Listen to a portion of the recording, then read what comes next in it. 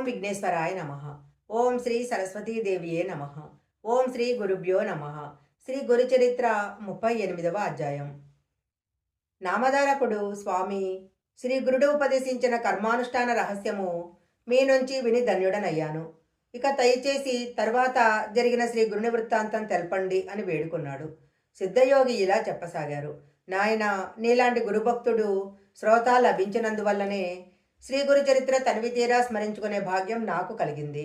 శ్రీగురుని కీర్తి అన్ని దిక్కులా వ్యాపించటం వలన శ్రీమంతులైన గురుభక్తులెందరో గంధర్వ నగరం వచ్చి వారికి భిక్ష, వారి ప్రీతి కోసము బ్రాహ్మణ సంతర్పణలు చేస్తుండేవారు. ఒకసారి కాశ్యప గోత్రానికి చెందిన భాస్కర శర్మ అనే పేద బ్రాహ్మణుడు వచ్చాడు.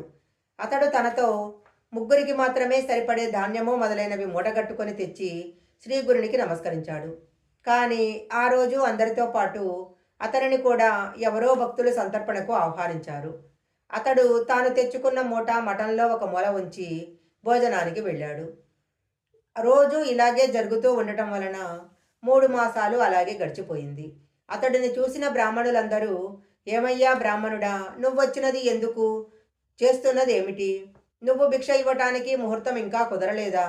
పోనీలే, ఇక్కడ జరుగుతున్న సందర్పణలలో భోజనం చేసి ఇప్పుడు లావెక్కావు. నీకు ఇంటి దగ్గర కంటే ఇక్కడే బాగున్నట్లుంది. నీకు సిగ్గు వెయ్యటం లేదా అని ఎగతాళి చేసాగారు. పాపం ఆ భాస్కర శర్మ కొంతకాలము తనను కానట్లు ఇదేమీ పట్టించుకోకుండా కాలక్షేపం చేస్తున్నాడు. అతని పైన ఇట్టి విమర్శలు నిష్ఠూరాలు పెరిగిపోయి ఒకనాడు ఆ విషయం శ్రీగురునికి తెలిసింది. ఆయన అది సహించలేక అతనిని పిలిచి, నాయనా, నువ్వు రేపు ఇక్కడనే స్వయంగా వంట చేసి మాకు భిక్ష సమర్పించు అని ఆదేశించారు. దానికతడు అంగీకరించి మరుసటి రోజు తెల్లవారుజామునే నిద్రలేచి నెయ్యి, పెరుగు సమకూర్చుకొని స్నానానుష్ఠాలు పూర్తి చేసుకొని తాను తెచ్చిన ధాన్యంతో వంట చేస్తున్నాడు. ఆ సమయంలో వేరే ఒక భక్తుడు వచ్చి తాను ఆ రోజు శ్రీగురునికి భిక్ష చేయటానికి అన్నము మొదలైన పదార్థాలన్నీ సిద్ధం చేసుకొని ఆహ్వానించటానికి స్వామి వద్దకు వచ్చాడు. కానీ శ్రీగురుడు తాము ఆ రోజు భాస్కర శర్మ ఇచ్చే భిక్ష తీసుకుంటామని, అతడు మరుసటి రోజు భిక్ష చేయవచ్చునని చెప్పారు. అతడు నిరుత్సాహపడి, అయ్యో, ఇప్పుడు ఈ దరిద్రుడు వండిన దాంట్లో ఒక్కొక్కరికి ఒక్కొక్క మెతుకైనా వస్తుందా? ఈరోజు ఎవరి కొంపలకు వాళ్ళు వెళ్ళి భోజనం చేయాల్సిందే అనుకుంటూ వెనుకకు మరలాడు. శ్రీగురుడు ఆ మాటలు విని అతనికి, అక్కడున్న వారందరికీ ఇలా చెప్పాడు. నాయనలారా, ఈరోజు మీరెవ్వరూ భోజనానికి ఎక్కడికి వెళ్ళవద్దు. మీరందరూ భార్యాబిడ్డలతోనూ స్నేహితులతోనూ కలిసి ఈ మఠంలోనే భోజనం చేయాలి. అందరూ స్నానాలు చేసి రండి అని చెప్పారు. అందరూ ముఖముఖాలు చూసుకొని నవ్వుకుంటూ, ఈ దరిద్రుడు తెచ్చుకున్నది సోలెడు బియ్యము, ఎవరికి తెలియదు, మఠంలో అందరికీ భోజనం పెట్టడానికి అదేం సరిపోతుంది అనుకుంటూ స్నానానికి వెళ్ళారు.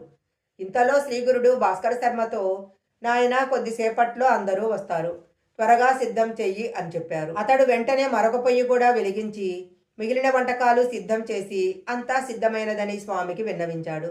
అప్పుడు స్వామి నది ఒడ్డున ఉన్న ఇతర బ్రాహ్మణులందరినీ ఆహ్వానించమని భాస్కర శర్మను ఆదేశించారు.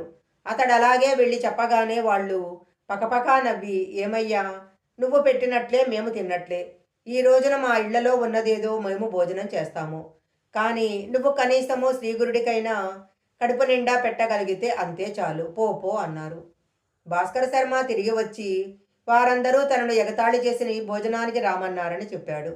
శ్రీగురుడు, నాయన, మాకు బ్రాహ్మణులతో కలిసి భోజనం చేయటమే సమ్మతము, మేమొక్కరమే భిక్ష చెయ్యము అన్నారు.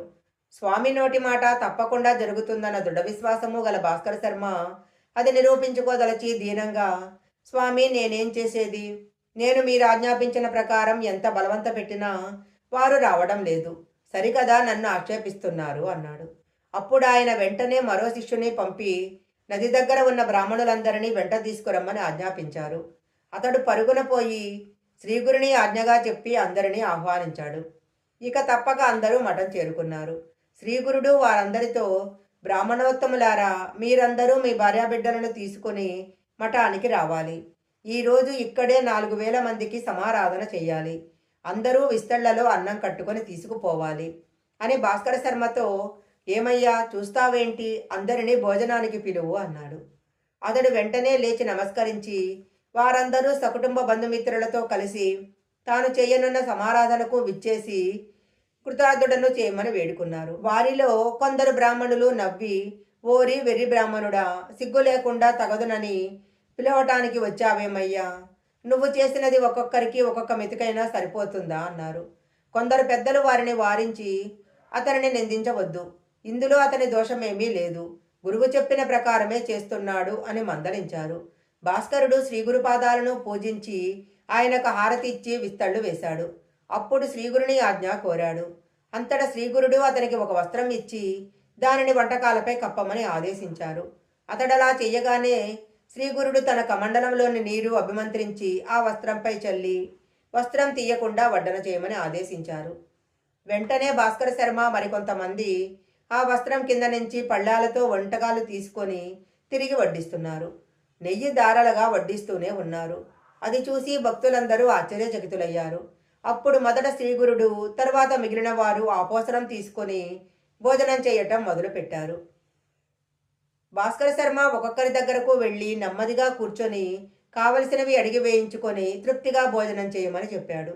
భోజనాలయ్యాక అందరికీ తాంబూలాలిచ్చి స్త్రీలకు పిల్లలకు అన్ని వర్ణాల వారికి బంతులు బంతులుగా కూర్చోబెట్టి వడ్డన చేశారు.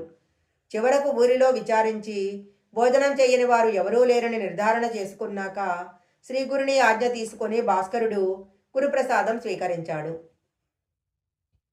అప్పుడతడు వెళ్ళి చూసి అతని వండిన వంటకమంతా అలానే ఉన్నదని స్వామికి మనవి చేశాడు.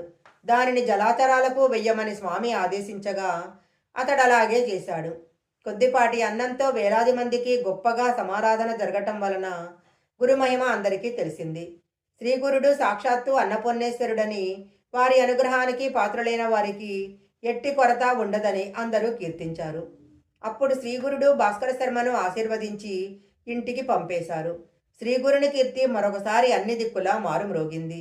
శ్రీ దత్తాయ గురవే నమః, శ్రీపాద వల్లభాయ నమః, శ్రీ నృసింహ సరస్వతే నమః. శ్రీ గురుచరిత్ర 38వ అధ్యాయం సంపూర్ణం.